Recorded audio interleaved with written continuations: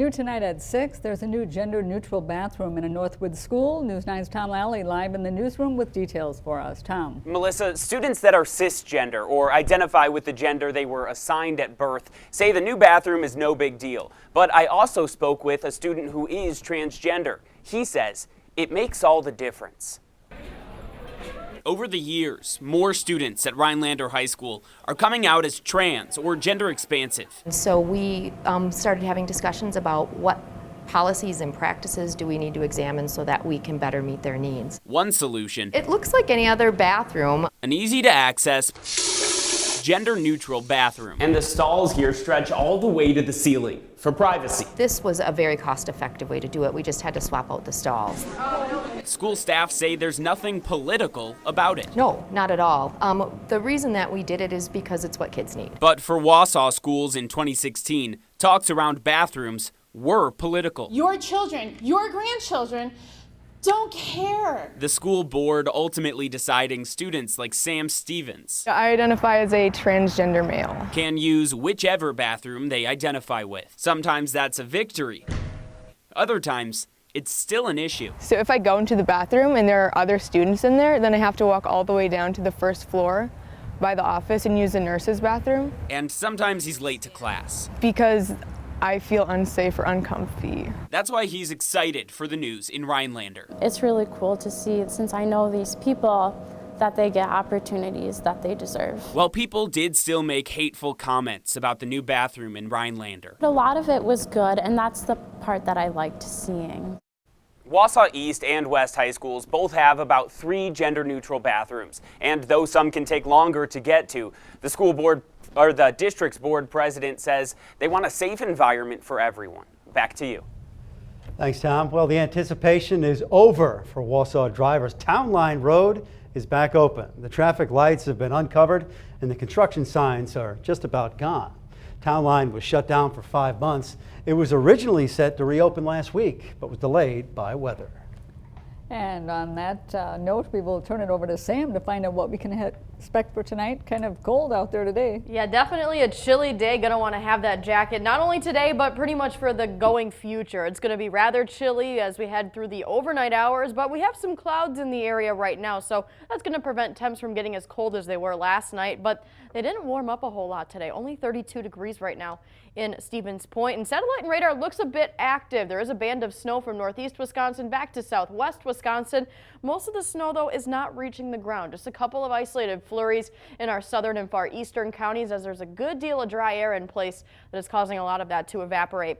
It is chilly, though. 29 right now in Rhinelander, 32 in Wausau, 31 in the Dells, and those winds still at about 5 to 10. So it's putting it in the mid to upper 20s, and it's only going to feel colder as we head through the rest of this evening. Temps dropping down into the upper teens to low 20s once again to start your Halloween. But will there be snow in the area? Some parts of Wisconsin will see a couple of inches. I'll tell you where in a couple of minutes. Sounds good. A woman tries to cash a bogus check. Now the search is on to find her. Marathon County Crime Stoppers asking for your help to identify this woman. Investigators say security cameras captured her trying to pass a counterfeit payroll check from a construction company, but a watchful teller at Covantage Credit Union called her on it. The teller was able to recognize some things that didn't look the same as other payroll checks that she's cashed for that company. So she started asking the female driver some security questions, and the driver was not able to answer them. That driver then took off, and if you know who she is, Marathon County Crime Stoppers wants to hear from you. Our report is tonight at 10 o'clock. Democrats are pushing for the decriminalization of marijuana in the Badger State. Lieutenant Governor Mandela Barnes says legalizing less than 28 grams of pot would decrease racial disparities and inequities in the criminal justice system. But earlier this year, Republican legislative leaders killed a similar proposal, so this is unlikely to gain support. Big changes are coming from one of Wisconsin's most popular brewing companies. The maker of Miller Lite is dropping Miller from the company name. Molson, the parent company of Miller Coors, announced the reorganization. Starting next year, the company will be called Molson Coors Beverage Company. The Denver office will be shut down, and Chicago will be its North American headquarters. They'll also move corporate jobs to Milwaukee. The need to fill teaching positions in area school districts is on the rise, and it could impact students in the classrooms. News 9's Rashad Williams live in Schofield with details. Rashad. School districts like DC Everest tell me the need for supporting staff right now is at an all-time high.